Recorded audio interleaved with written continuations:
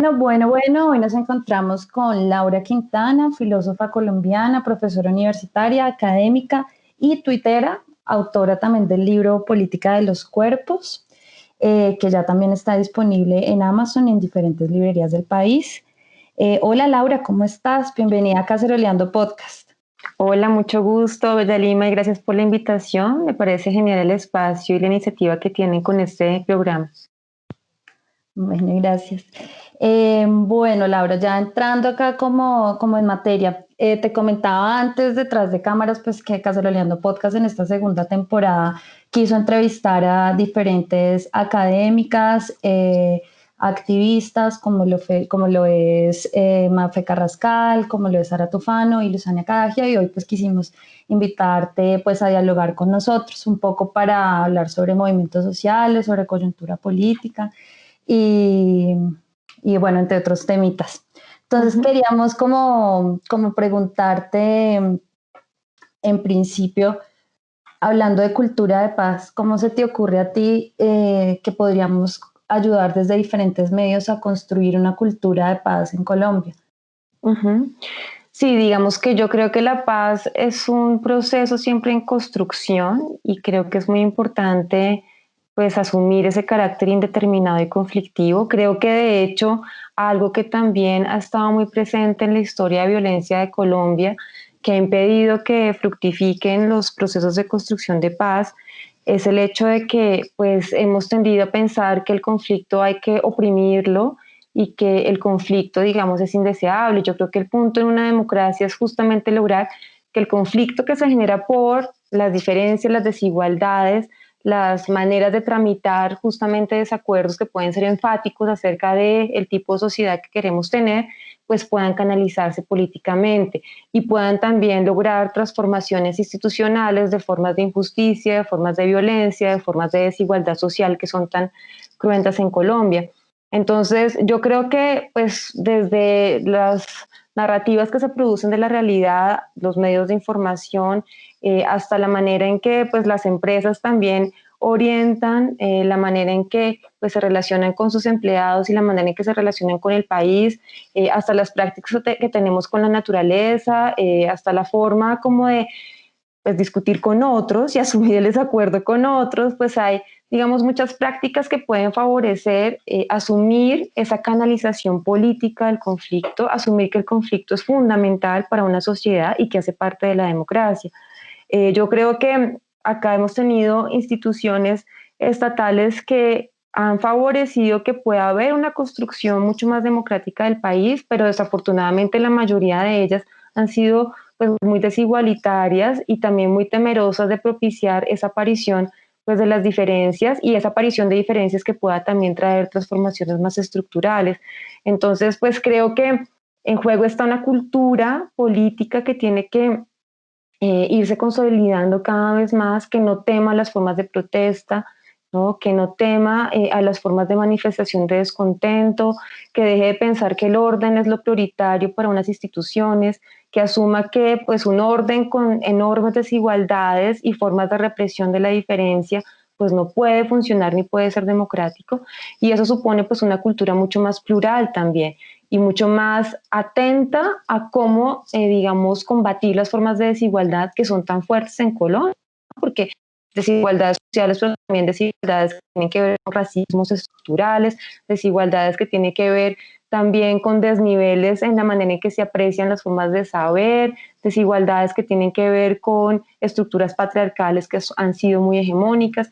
Entonces creo que ahí están en juego cambios culturales que son muy importantes, pero que tampoco pueden ser simplemente individuales, sino que tienen que ver también con formas institucionales que son compartidas, que son colectivas, y que por eso tienen que propiciarse en muchas direcciones, ¿no? Desde arriba, desde las instituciones estatales, desde abajo, desde los colectivos populares, y también a través de pues, acciones que puedan propiciar el encuentro como de estas lógicas, tanto estatales como ciudadanas. Creo que eso es muy importante. ¿Cómo te parece a ti que podría ser esa estética de una cultura de paz en Colombia o de un proceso de forjar esa cultura de paz? Bueno, es que para mí lo estético cubre aspectos muy amplios, ¿no? Porque yo no reduzco lo estético solamente como a las manifestaciones artísticas, sino que a mi modo de ver lo estético tiene que ver con la manera en que como sujetos tenemos experiencia del mundo, con las formas de percepción, con las afectivas, con la manera en que nos relacionamos. Yo creo que, pues por lo que he dicho, las culturas que se han dado en Colombia han tendido a producir eso que Rita Segato llama unas pedagogías de la crueldad, porque nos hemos acostumbrado a cosificar a los otros, a instrumentalizarlos, a funcionalizarlos, también porque las instituciones nos han tratado así, a las mujeres cosificándonos, a los indígenas tratándolos como inferiores, a la población negra siempre tratándola como si fuera menos y construyendo instituciones muy deficientes que también las han oprimido. Entonces yo creo que hay que contrarrestar todas esas pedagogías de la crueldad a través de, claro, lo que Segato llama contrapedagogías de la crueldad, y eso supone prácticas que empiezan desde las instituciones, a mi modo de ver, y las instituciones no son solo el Estado, es el lenguaje, la familia, la manera en que nos tratamos. Todo eso para mí es estético, ¿no? Cómo nos tratamos, cómo dejamos aparecer al otro. Vivimos muchas veces bajo lógicas que son muy regulativas de cómo la gente puede hablar, ¿no? El tono, cómo puede aparecer, cómo se puede definir. Nos molesta que no se defina como hombre o mujer, nos molesta que tenga una identidad neutra o que se defina como trans. Vemos como un peligro que haya gente con sexualidades alternativas, como si la familia tuviera que ver con proteger un tipo de identidad sexual. Nos cuesta mucho asumir la diferencia del otro y nos cuesta mucho aceptar también, digamos que hay unas formas de desigualdad pues que están muy apegadas a los cuerpos y que hemos naturalizado, y entonces hay unas ciertas formas de tratar a las personas que consideramos pobres como si fueran poca cosa, en lugar de avergonzarnos de que haya condiciones de vida tan inaceptables para muchas personas. Entonces, para mí lo estético tiene que ver también con eso, con las narrativas, con las formas de imaginación, cómo nos imaginamos lo posible, cómo nos imaginamos.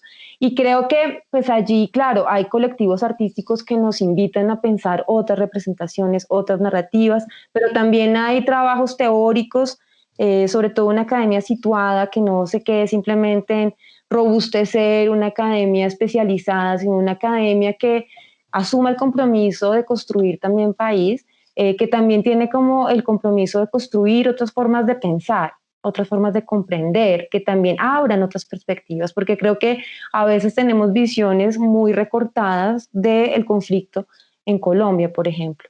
Y creo que, digamos, también esas otras estéticas pues se pueden promover también desde los esfuerzos de colectivos que pues también invitan un poco casi que a veces pues, como con muchas dificultades a que las sociedades se interroguen, ¿no? Yo veo eso mucho como las colectivas feministas con sus acciones directas, intentando contrarrestar tantas prácticas que no se reconocen como sexistas y que también han hecho un montón de cuerpo en la sociedad.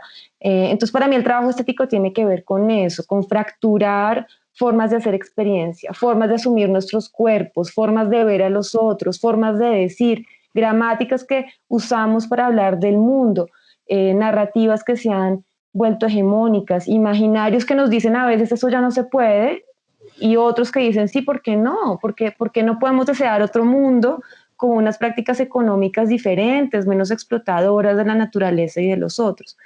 Yo lo vería por ahí. No, totalmente de acuerdo. Y escuchándote, pues siempre y pensando en las preguntas que queríamos hacerte, a mí siempre se me ocurría el performance este de las tesis, ¿no? Del violador eres tú y cómo se retoma la teoría, cómo se lo apropia, esa apropiación global que hubo de este performance, todo ese, sí, o sea, cimbronó muchas, se movió pues el mundo. Claro, porque resonaba con muchas personas de maneras muy diferentes e insospechadas. Y mi hija de 4 años terminó cantándolo porque sentía algo pegajoso en el ritmo que luego le pareció que tenía una fuerza. Seguramente no entendía todo lo que estaba en juego, pero así iba circulando, y también en personas de generaciones que uno no pensaba, también calaba, ¿no? Entonces sí, esos esfuerzos son importantes y son muy, digamos, transformativos a veces, aunque pues sin duda tienen que ir acompañados con cambios más estructurales, ¿no? Porque pues a veces las colectivas hacen y los colectivos mucho esfuerzo, pero son aplastados muchas veces por políticas institucionales pues que realmente los quieren invisibilizar. Sí, o hasta cierto punto los absorben y entonces ya no está ahí lo importante puesto en manifiesto. A mí en lo personal me parece muy importante esa labor que hacen determinados intelectuales, académicos también de eso, de salir de sus lugares habituales de trabajo y empezar a encontrarse, ¿no? O sea, de mover sus cuerpos justamente Ujú. hacia otros sectores, ¿no? Hacia las calles, hacia las redes sociales, por ejemplo. Eh, Sí, también allí yo diría algo que me parece importante y es como dejar también de asumir el papel académico como solo salir a la calle para iluminar a la gente. Yo creo que en muchos académicos ahora está en juego pensar que hay mucho que aprender también allí, porque no es solo como voy a irme a la calle para ilustrar, sino más bien voy a ir a la calle a aprender y a crear diálogos que permitan pensar juntos otras cosas, porque también creo que a veces hay una posición muy vertical como del académico hacia lo popular, en el sentido en que hay que conducir a la gente para que entienda los cambios que son necesarios. Creo que hay como una generación de académicos, no sé si es generacional, pero sí lo veo en personas más jóvenes, pero por lo menos hay como una tendencia en ciertos académicos que aprecio y donde yo me ubico, que tiene que ver con más bien pensar en diálogos, en que tenemos que pensar desde una realidad situada y que esa situacionalidad no se puede dar si uno no pues, sale a la calle o escucha a la gente, lee lo que se está opinando o hace incluso trabajos de campo, etcétera. Se conecta mucho más con las realidades. Sí, totalmente. Es que el aprendizaje es de ida y vuelta, ¿no? Y Ujú, justamente el pensar en una sociedad no lo puedes hacer de una manera aislada, es un trabajo colectivo y que se alimenta de eso. ujú, ujú. Sí, totalmente de acuerdo. Y bueno, y en el contexto del 21N y bueno, todas estas movilizaciones que hemos venido viendo, que incluso en pandemia se siguen dando y demás, pues, ¿qué nuevos repertorios de acción colectiva tú identificas como destacable o qué así te ha movido a ti o de ejemplos incluso que Mm, tú usas en clases, no sé? ujú. Sí, a mí del 21N me gustó mucho, algo que pues creo que difícilmente se ha logrado reactivar también por la época difícil que vivimos para mucha gente sobre todo, pues que ha perdido su trabajo o que no tiene garantías para la sobrevivencia, es el hecho de que en el 21N, digamos que la manifestación realmente logró extenderse como a otros sectores y personas que no habían estado políticamente implicadas en otras manifestaciones. Y yo creo que el 21N y sus resonancias logró como recoger un descontento popular que realmente se pudo articular a través de esa manifestación. En ese sentido tuvo algo como una espontaneidad que se fue organizando a través de otras organizaciones que ya tenían un trabajo más consolidado. Pero creo que fue una movilización que excedió por completo pues las organizaciones sindicalistas o digamos las iniciativas de algunos partidos o el trabajo que ya vienen haciendo muy seriamente ciertos colectivos y colectivas, porque todo eso es muy importante en las manifestaciones y nunca es mera espontaneidad, siempre un trabajo de base muy importante. Pero esta manifestación en particular como que se irradió más allá de esas organizaciones que se movilizan usualmente y logró implicar pues a personas del barrio no se sienten como tocadas por ese tipo de protestas. Y me parece que eso se dejó ver en lo de los cacerolazos, ¿no? Se dejó ver también en la manera en que pues la gente de pronto salía como a apoyar la manifestación después de su trabajo, en la manera en que aunque a las personas se les dificultó el transporte y demás, sintieron que había algo importante allí porque cada vez sentían y siguen sintiendo, lo que pasa es que creo que no se está expresando de una manera tan patente, pues el descontento y la ilegitimidad del gobierno que tenemos hoy en día. Entonces, digamos que pues la gente sí estaba expresando eso y eso se dejó ver, me parece a mí, a través también de una apropiación de la calle, que a mí me gustó mucho en el 21N, ¿no? La gente que se tomó las calles, algunos desde la izquierda pensaron que había habido como una despolitización manifestación porque pues la gente se tomó la calle también para hacer fiesta o para reunirse o para cantar, digamos, para expresarse de una manera, digamos, estética más explícita. A mí, en cambio, me pareció eso interesante porque me mostró como un deseo de que el espacio público pudiera ampliarse mucho más, porque el espacio público en Colombia es muy reducido. Sí. Todo el tiempo se privatiza de múltiples maneras, no solo por los servicios, cada vez se privatiza más, eso también es público, son por las calles que son apropiadas también, no solo por múltiples cosas que cada vez hacen parte más del sector privado, pues la salud, la educación, etcétera, sino que la gente ve como que vive mucho de la ciudad, como va mucho de su casa al trabajo, del trabajo a su casa, si acaso pasa por una tienda o por un bar, pero no se toma la calle. Y yo creo que también era como un llamado a que quiero que esto me tenga más en cuenta y me represente mucho más, porque pues la gente no se siente parte.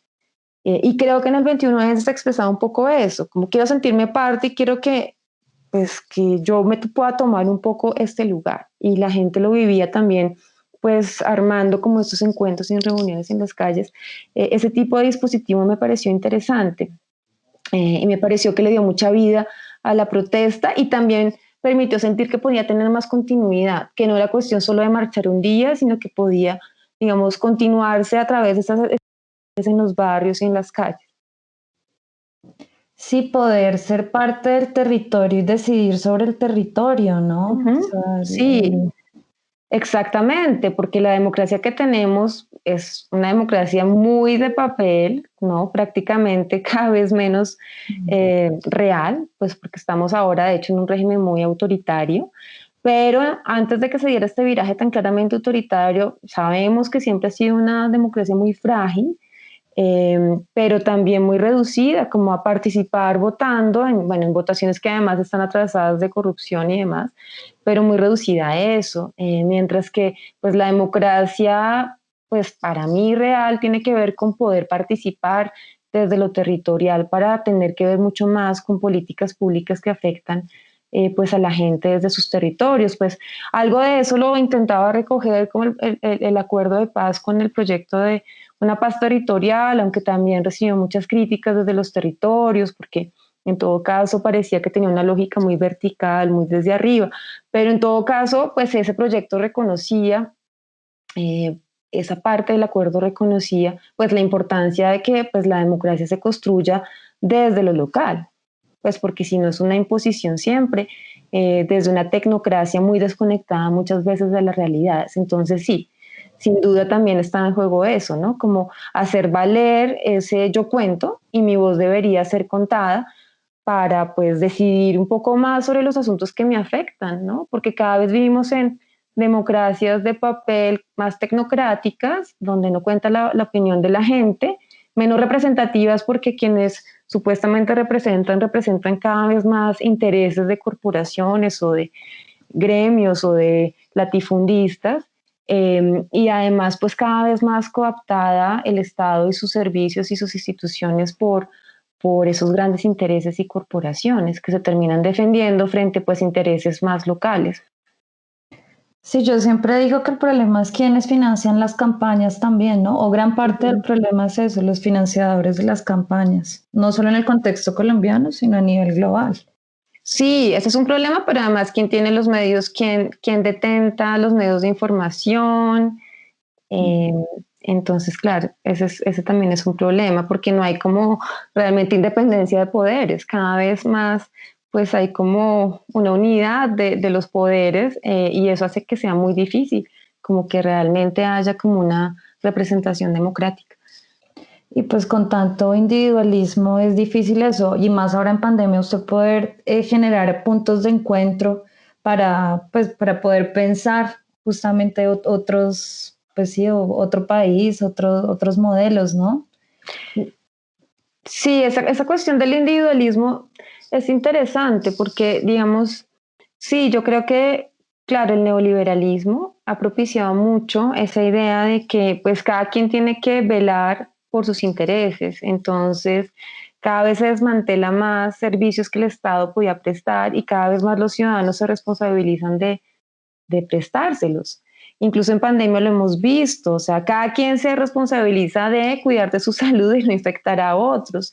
Y por eso se impone un poco el sálvese quien pueda. Entonces, digamos que yo creo que ese individualismo que a veces también se asocia naturalizado como con un cierto egoísmo del colombiano, tiene que ver también con instituciones pues muy precarizantes que no han construido realmente un sector público fuerte, unas instituciones públicas fuertes, y pues la gente por eso tiene que terminar un poco en ese sálvese quien pueda, que pues sin duda hace muy difícil pensar un proyecto de construcción en común, pues porque lo común supone también poder pues pensar que lo del otro me afecta a mí y que el mundo es relacional, no individualista, ¿no?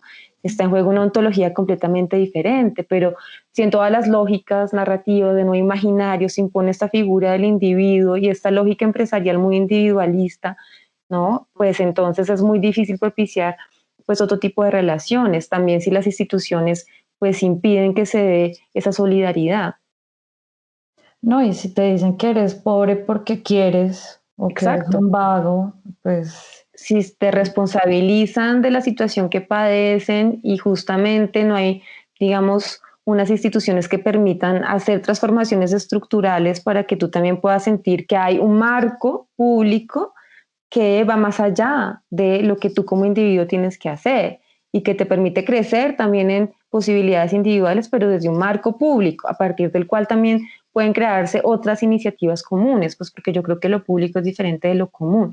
Lo público tiende en todo caso a uniformizar, esto es lo que vamos a sostener para todos, y en medio de eso pueden surgir diferencias de colectivos con expectativas diferentes y aproximaciones a lo que ha de valer como público diferentes, pero todo eso se puede dar si hay un marco que propicie como esas formas de protección y de cuidado más amplias y relacionales, y que no termine simplemente dejando a las personas un poco arrojadas a su suerte en unas lógicas de competencia cada vez más precarizantes que pues sin duda alguna traen consigo cada vez más efectos de desigualdad.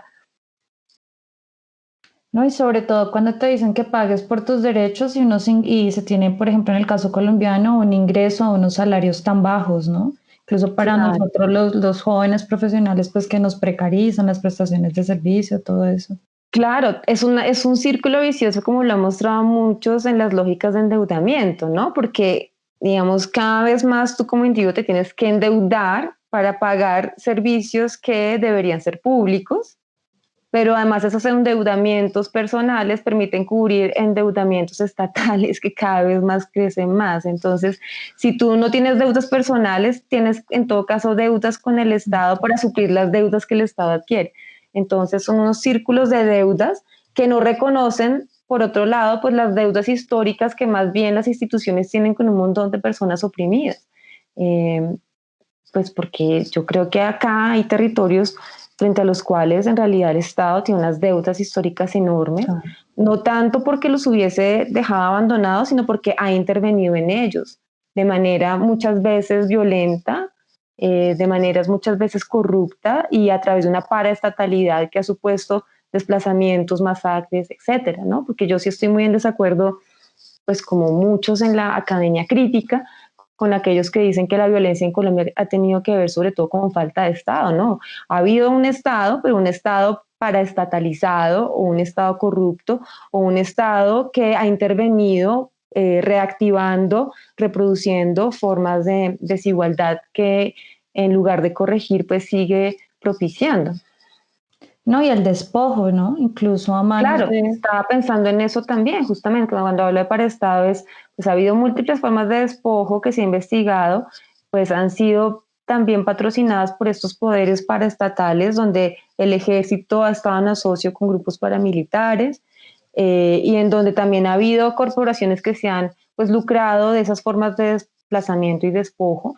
Y pues sí, hoy en día lo seguimos viendo, allí donde hay intereses mineros, allí donde hay intereses de explotación, vuelven las masacres, y eso se está pues investigando y es muy sistemático el hecho de que el vaciamiento territorial tiene que ver tendencialmente con esos lugares donde se podrían promover formas de explotación y hay intereses sobre eso.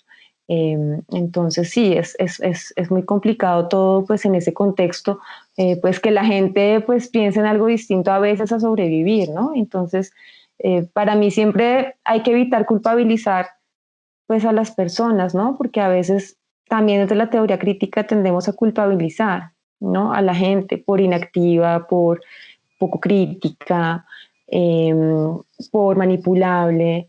por individualista, pero digamos que si uno entiende también el contexto donde las vidas se desenvuelven, también pues se problematizan esas formas de culpabilización.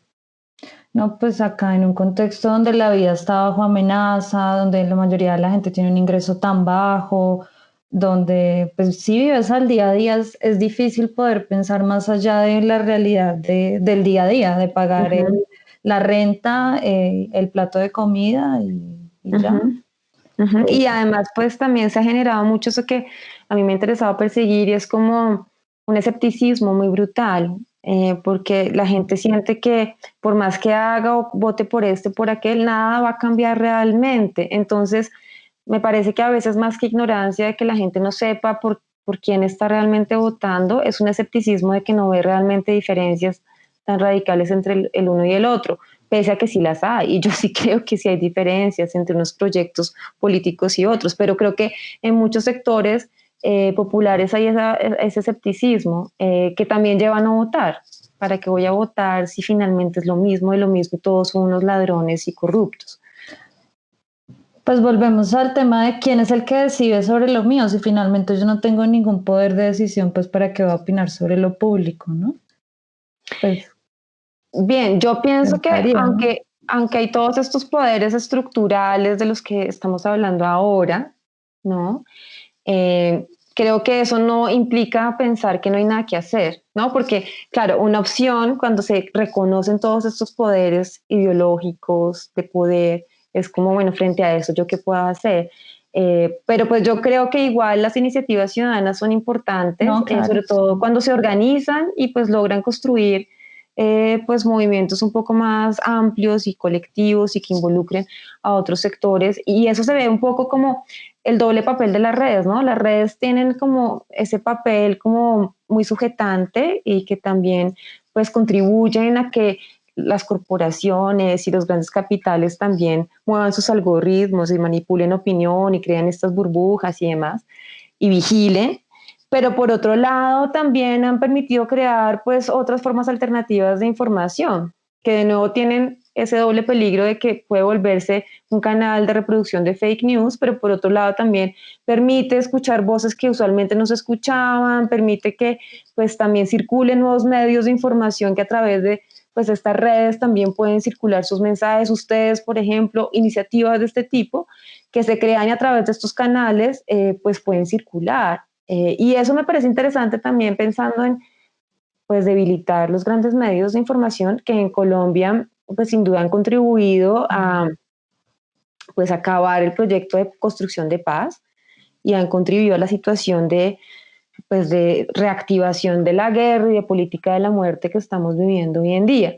Entonces creo que sí hay mucho por hacer y sí creo como en esas posibilidades emancipatorias, pues en este libro que tú mencionaste al comienzo me interesa mucho pensar eso, ¿no? Como pese a todo pueden siempre emerger estos esfuerzos y el punto es no invisibilizarlos, no decir que no hacen nada, no decir que nunca pueden ser efectivos, sino pues creer en ellos y también apoyarlos como uno pueda. Para mí, digamos, ese, por ejemplo, es un compromiso básico y para muchas personas con las que me relaciono también, como apoyar como estas manifestaciones allí donde puedan emerger para que se visibilicen y para que no desaparezcan, pero pues yo sé que en los tiempos que vivimos es muy difícil, más en los territorios donde los líderes sociales están siendo masacrados y perseguidos constantemente. Entonces, pues sí, es un momento muy complejo, ¿no? Porque cuando más se necesita la movilización ciudadana, ella también puede ser pues más bloqueada, pues porque la gente ahora no solo teme la pandemia, sino que teme la represión que también hemos visto muy evidente que se dio, por ejemplo, en Bogotá, Y que no ha pasado nada, ¿no? O sea, y que no pasa nada. hace unos días se conmemoró, pues, bueno, un año del aniversario del asesinato de Dylan Cruz Mm. y pues salvo el evento bochornoso con la alcaldesa, pues no ha ocurrido nada más. No Entonces, ocurría más. Sí, y eso también enardece más a las personas. claro, También hay algo que a mí me ha resultado muy complicado y es como cierto sector político que mete en un mismo paquete la manifestación de enardecimiento, de rabia, porque ya la gente no puede más al ver reiterarse la injusticia y que no pase nada, ¿no? con el odio que muestran quienes estigmatizan a otros. Son manifestaciones diferentes. Y esas posturas políticas que se pretenden no afectivas, que caracterizan mucho a esas posiciones de centro, pues muchas veces también invisibilizan los reclamos justos que están en juego en aquellos que se manifiestan con rabia. Y entonces a mí me parece que allí el peso no debería estar puesto como suele pasar en la opinión pública hegemónica en Colombia, sobre el que se manifestó enardecidamente, sino porque lo hizo, cuáles son las condiciones de su rabia. Y creo que una de esas condiciones es que no se reconoce el daño, no se reconoce la injusticia. Eso pasa sistemáticamente en Colombia, no se reconoce y no pasa nada. Eso acentúa el descreimiento del que hablamos hace un momento y acentúa el enardecimiento, ¿no? Que si no se puede canalizar políticamente, pues puede terminar en violencia.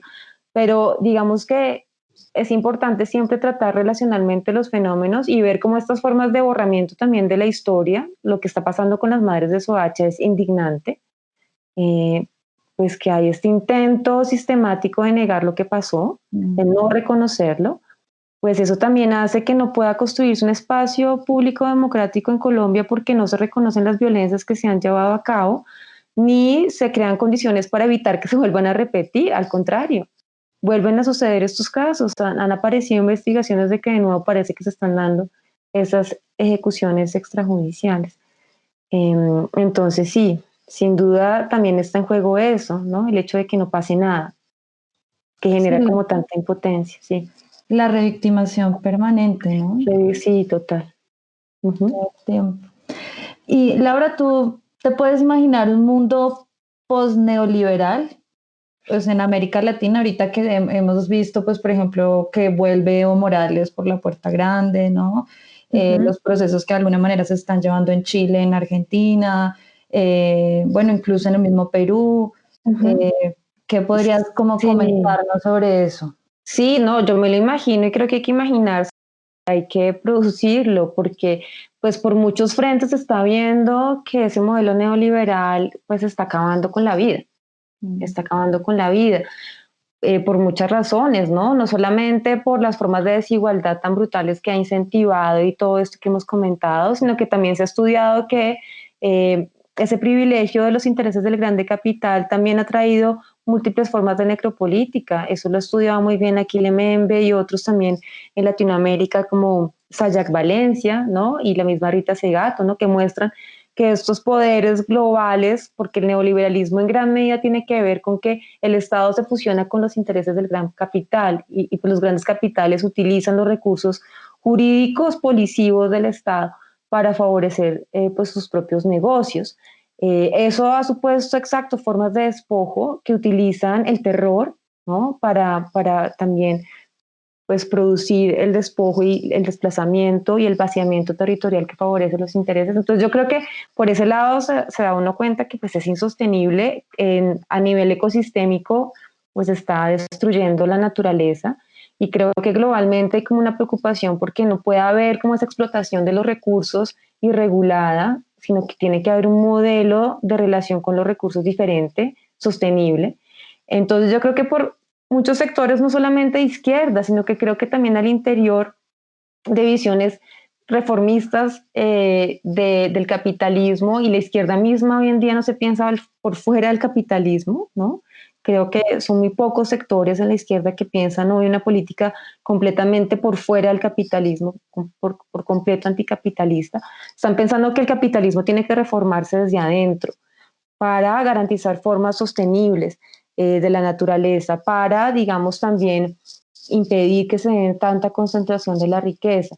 Creo que hay mucho susto en muchos sectores por ese fantasma que se ha incubado, sobre todo en Latinoamérica, del socialismo, y ese es un punto muy difícil que impide la transformación social, porque la Guerra Fría, el macartismo en Estados Unidos y la doctrina de seguridad en Colombia, pues dejó esos rastros, ¿no? Y en la gente hay como ese fantasma del socialismo que sabemos, pues el ultraderecho utiliza mucho, moviliza mucho para que la gente vote en contra de proyectos de país, pues mucho más igualitarios, que suponen como una reforma del capitalismo. Entonces, igual yo creo que claro, hay que imaginarse ese otro capitalismo en estos vectores que digo, más participativo también, menos antidemocrático. Creo que el neoliberalismo es profundamente antidemocrático porque impide la decisión ciudadana sobre estas políticas, privilegia siempre el interés de unos pocos. De hecho, como lo ha mostrado bien, hay un filósofo interesante que se llama Taleb, que ha mostrado bien que la pandemia que estamos viviendo, que ha traído sobre todo pues, muchos daños para la gente que ya estaba más precarizada, pudo preverse y pudo controlarse, era muy previsible, era un riesgo muy grande, pero muy previsible. No se lo tomó tan en serio porque se privilegiaron los intereses del gran capital. Y eso supuso la mayor exposición para las personas que están en una situación pues, más difícil ya de entrada. Entonces creo que ese tipo de cosas no pueden pasar. Yo creo, como ya lo dije, que la imaginación política tiene que intentar pensar lo que no hemos pensado, ¿no? Pero podemos empezar por también reformas que son pues inevitables si no queremos como desaparecer y acabar la vida en el planeta.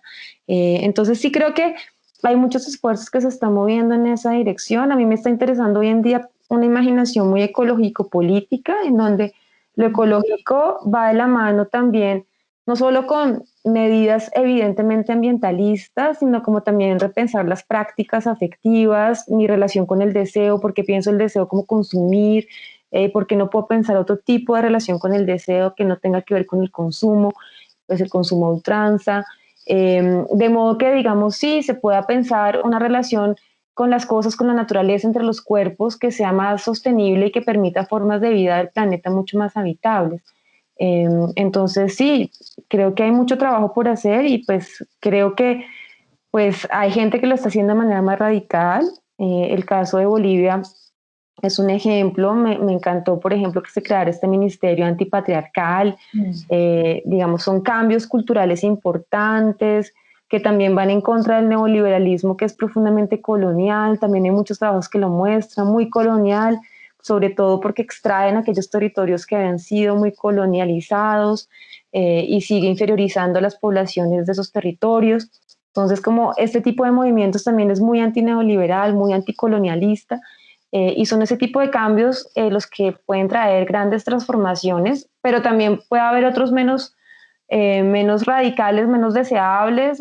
Pues para mí que ganara Biden en Estados Unidos en lugar de Trump, pues Biden es muy neoliberal, seguramente no va a traer reformas muy significativas, pero por lo menos tiene una mínima política ambiental que también va poniendo un poquito más de regulaciones a la explotación irregulada de los recursos. Entonces, pues sí, creo que hay que seguirlo pensando para mí más en términos radicales, pero pues cualquier esfuerzo en la dirección de contener, pues muy bienvenido. Y en ese post-neoliberalismo, ¿cómo entra el feminismo ahí a jugar? ¿No? O sea, Sí, o sea, yo en el feminismo que creo es un feminismo antineoliberal. Eh, Hay feminismo neoliberal, pero yo no creo que debería llamarse feminismo. Pero pues es un feminismo al que ya Bell Hooks llamaba reformista, y es un feminismo que piensa que el punto es simplemente garantizar una paridad de salarios entre hombres y mujeres y una paridad de derechos dentro de un modelo de sociedad que no se cuestiona. A mí me interesa un feminismo más revolucionario en los términos de estas feministas, pues que apunta a pensar que el patriarcado ha supuesto cierto tipo de relaciones con las cosas y ciertas formas de explotación. En ese sentido es un feminismo más crítico del capitalismo, y en algunas vertientes de ese feminismo se dan formas de anticapitalismo. A mí no me gusta mucho pensar las cosas hoy en día como binariamente anti, sino más bien como en medio de la realidad que ya vivimos, que está atravesada por el capitalismo, podemos ir haciendo transformaciones profundas y estructurales, que no son reformistas, porque a mí no me interesa simplemente que me den derechos iguales a los hombres, me interesa cuestionar el marco que hace que se reconozcan ciertos derechos y no otros, el marco que hace pensables ciertas cosas para los sujetos y no otras. Y creo que ese marco tiene que ver muchísimo con formas culturales patriarcales, con formas de pensar el cuerpo de los otros, con formas de inferiorización, pues que también han propiciado la objetualización la naturaleza, la objetualización de las mujeres, que también han propiciado formas de explotación sexistas. Entonces, pues para mí, sí, el feminismo en esta línea más radical, aunque no el feminismo radical del que ahora se habla en redes, sino más revolucionario, tiene muchísimo que aportar para cuestionar esas estructuras coloniales que siguen habitando estas formas de capitalismo neoliberal. Sí, pues es que uno a veces se pone a pensar en cuándo podremos superar esta pesada herencia colonial, ¿no? O sea, han Mm, pasado 200 años y cuánto más hay que aguantar, ¿no? Sobre todo, claro. Mm. Claro, y la crítica, bueno, la crítica a lo colonial no tiene que operar meramente a través de ciertos discursos de coloniales que también se vuelven a veces muy puristas, entonces, y muy idealistas simplemente de lo que asumen como nativo. A mí me parece que lo colonial también tiene que ver con esas estructuras de pureza. Digamos que para mí, digamos, el pensamiento colonial estuvo muy enraizado como en la necesidad de justamente clasificar el mundo, cosificarlo, cuantificarlo, controlarlo. Y digamos que hay pensamientos que pueden ser europeos, que son no coloniales en la medida en que se oponen a lo binario, que se oponen a la clasificación, como puede haber pensamientos nativos que están anclados a un ideal de pureza. Y creo que el punto es cuestionar como esas visiones no relacionales de la vida. Y hay mucho del mundo indígena que afirma esa relacionalidad, maravilloso. Pero digamos, para mí hay que evitar siempre como las idealizaciones que desposeen pues al mundo de su conflicto. Y pues todo siempre es conflictivo. Entonces creo que pues el reto como de poder realmente trastocar lo colonial tiene que ver con asumir esa mayor relacionalidad de las cosas y dejar de objetualizar el mundo todo el tiempo para su explotación.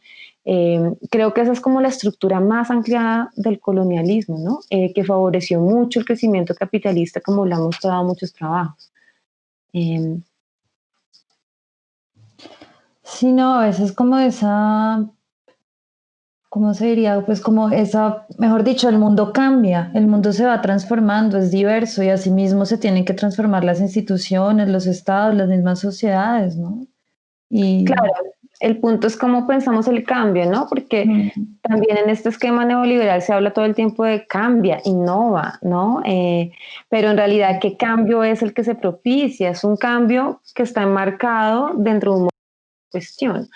El cambio que nos interesa es un cambio que realmente haga posible lo que no ha sido. Ministerio antipatriarcal, eso no ha sido, eso realmente es un cambio, ¿no?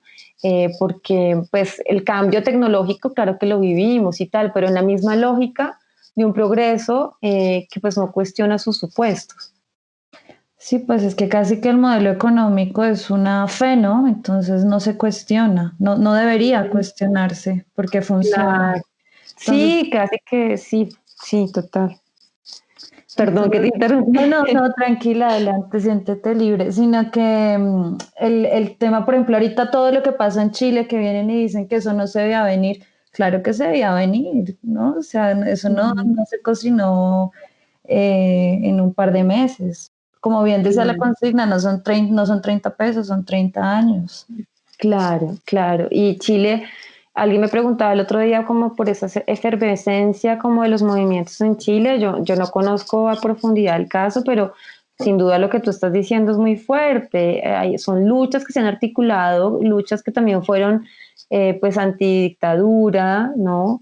Y anti los rezagos de la dictadura que seguían quedando y anti neoliberal, ¿no? Porque la dictadura pues allí trajo todo este modelo neoliberal y que ha tenido efectos tremendos en la sociedad chilena. Entonces es interesante cómo allí la lucha contra el autoritarismo se vinculó muy claramente con la lucha contra el neoliberalismo. Y cómo también eso se articuló con los feminismos, pues porque pues la dictadura está encarnada en este poder militar evidentemente muy patriarcal, ¿no? Y cómo confrontar pues ese modelo autoritario tiene que ver también con confrontar esas estructuras patriarcales.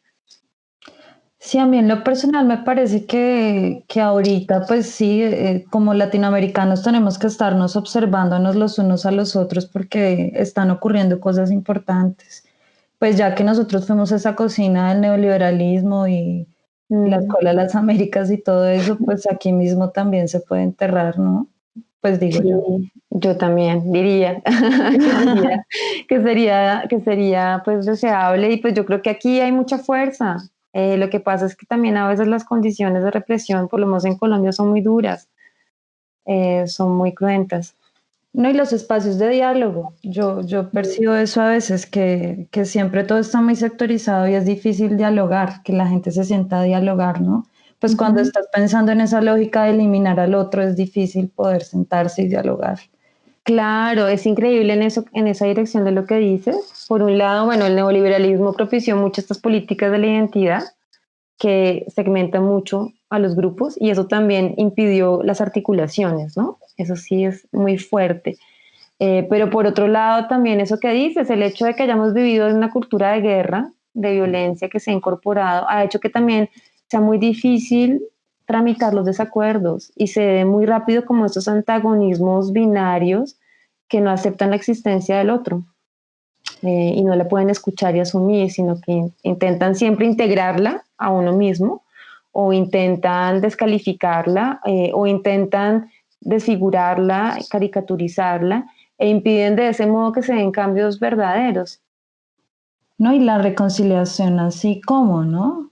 O sea, cuando también hay tanta rabia que tiene el otro y no sabe cómo vehiculizar, sí se hace como un sin salida. O sea, en ese escenario de reparación a las víctimas de un lado y del otro y poder pensar en una sociedad es un reto que yo, sí, muy difícil de abordar pues acá. Pues a mí la verdad es que ese afán por la reconciliación me resulta muy sospechoso, o sea, ese afán poco revisado de la reconciliación ahí me interpela mucho eso que decía Jean Amery, pues que fue este sobreviviente del Holocausto, que decía que para él fue muy dañino y como que le generó mucha rabia ver cómo en la Alemania de su época decía, sí, listo, qué vaina que pasó esto, reconocemos lo que hicimos, tal, pero venga, reconciliémonos y sigamos para adelante. Digamos que creo que eso no hace bien para realmente producir transformaciones estructurales. Yo creo que acá también con el proceso de paz hubo un afán muy inmediato de reconciliación que no reconoce a fondo los daños y que no los ha permitido trabajar también a fondo. Yo creo que una verdadera reconciliación supone que realmente la gente se cuestione cómo ha vivido, se cuestione quién ha sido. Y eso también, pues, evidentemente empieza por las élites del país y los gremios y el empresariado y los políticos que pues, han tenido más posiciones de poder, pero también pues por los ciudadanos del común que han votado a veces por opciones políticas que han terminado, digamos, reproduciendo la guerra. Digamos que creo que eso es fundamental y en Colombia ese ejercicio no se ha dado tanto. Ha habido como un afán de listo, ya olvidemos y sigamos para adelante, pero digamos que hay muchas heridas que siguen exigiendo cambios más profundos. No se trata simplemente de no olvidar y de quedarse con el dolor como en el resentimiento, se trata de que a partir de eso sí se generen verdaderas transformaciones, pero pues tú lo sabes, el tipo de reparto del poder acá sigue inalterado, pues el gobierno Santos mismo propició múltiples formas de corrupción. En esas condiciones es muy difícil también avanzar en un verdadero proyecto de paz. Entonces, digamos que a veces más que afán porque la gente se perdone, tendría que haber porque además el perdón es algo ético, no es algo político, Mm, ¿no? El perdón lo da cada quien y yo a veces no puedo perdonar, pero no quiere decir que vaya a destruir al otro. claro. Pero la reparación es otra cosa, la reparación sí es política. Y en la medida en que no haya reparación verdaderamente estructural, pues no se pueden propiciar tampoco otro tipo de relaciones entre las personas. No, y además, por ejemplo, cuando quien fue desplazado vuelve al territorio y porque le entregan su tierra, pero finalmente no puede hacer posición y es nuevamente desplazado a la ciudad. Entonces, Exactamente, pues exactamente, ¿qué reparación hubo allí? ¿Qué mm, reparación hubo allí? Fueron procesos de reparación truncados, se hicieron con seriedad, que no apuntaron justamente a poner en cuestión estructuras de despojo que igual iban a seguir operando. Y pues finalmente, pues el gobierno que quedó, pues el candidato que quedó elegido como presidente y este gobierno, pues se ha encargado pues de hacer trizas como lo prometieron en sus palabras, lo poco que había, y pues lo están logrando. Pero también lo están logrando porque lo que había tampoco se empujó con tanto impulso y con tanta fuerza, porque pues realmente el acuerdo tiene puntos muy importantes y yo soy defensora del acuerdo, y para mí ahora cuando se plantean esos debates sobre el candidato para 2022, para mí es el acuerdo se tiene que defender. Claro. Pero en todo caso hay muchas cosas del modelo económico que el acuerdo no tocaba, que siguen propiciando condiciones de guerra, y eso también hay que tenerlo en la mente. No, que los cambios son estructurales, no cosméticos, y que a la medida que no sean estructurales, pues no pueden hacer modificaciones profundas, no pueden profundizar la dignidad. Ay, sí, sí, para decirlo de alguna manera. No pueden propiciar la vida digna, sí, como lo dicen muchos movimientos en los territorios. Sí, pues ya como para cerrar, se me ocurren pues dos cosas. Lo primero, pues yo sé que el plebiscito este del no, pues propició tu libro. Entonces, pues si quieres hacer algún comentario respecto de eso, como para cerrar. Sí, bueno, lo que animó esa investigación fue pensar por qué, digamos, pues ganó más que el no, la abstención. Y alejarme, por un lado, como de esas teorías que culpabilizaban a los ciudadanos y decían que pues ahí se ve como su indiferencia, su insensibilidad y su brutalidad, para pues pensar más relacionalmente el fenómeno. Pero me interesó también pensar por qué en ciertos lugares la gente pues pensó muy desde abajo el conflicto y dio lugar a un montón de iniciativas para propiciar formas de construcción de paz. En ese sentido, el libro apunta más a pensar las prácticas de emancipación, como a pesar de que pues mucha gente parece estar inmersa en estas formas de escepticismo, de impotencia y de seguir, digamos, propiciando que las cosas no cambien por razones estructurales de las que hemos hablado. Hay en medio de esas condiciones tan difíciles gente que sí pues inventa un montón de iniciativas, y me interesó pensar esa fuerza, esa iniciativa, cómo entender que pues unos cuerpos en circunstancias muy difíciles, muy precarias, pues tengan este impulso, ¿no? Pese a todo, pese a condiciones de terror, a condiciones de violencia, como esa potencia corporal es la que me interesó pensar. Sí, como hay gente que resiste, ¿no? Pues yo por lo menos sí soy una gran admiradora del movimiento indígena pues, latinoamericano y colombiano, y es impresionante lo que logran. O sea, la Minga venir a Bogotá a articularse con el paro, pues es poderoso. Sí, es tremendo, el movimiento indígena es tremendo, y el movimiento campesino. Y bueno, yo conocí unas lideresas campesinas también que tienen secciones feministas maravillosas, como esa fuerza me parece tremenda, y como que a veces no se piensa en todo lo que implica y la política se reduce como a esa política simplemente institucionalista de partidos, que pierde de vista como todos esos movimientos de la gente, y a mí me interesa atender a eso. Bueno, pues muchas Bueno, gracias, Laura, ha sido muy gracias por interesante. la conversación, buenas tus preguntas, muy chévere el espacio.